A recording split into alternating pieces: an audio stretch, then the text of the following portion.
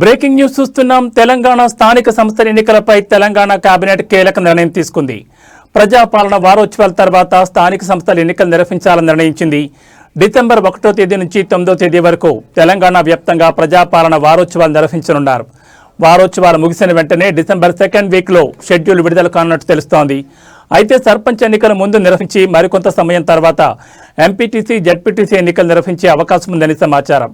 కాగా రాష్ట్రంలో స్థానిక సంస్థల పాలక వర్గాల పదవీకాలం ముగిసి 20 నెలలు గడుస్తున్న విషయం తెలిసిందే.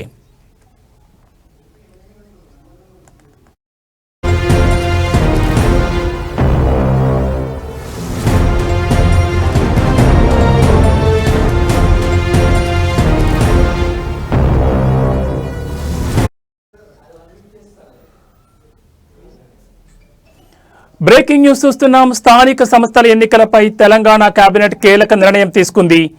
ప్రజాపాలన వారోత్సవాల తర్వాత స్థానిక సంస్థల ఎన్నికలు నిర్వహించాలని నిర్ణయించింది.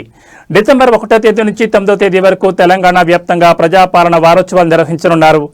వారోత్సవాలు ముగిసిన వెంటనే డిసెంబర్ 2nd వీక్లో షెడ్యూల్ విడుదల కానున్నట్టు తెలుస్తోంది.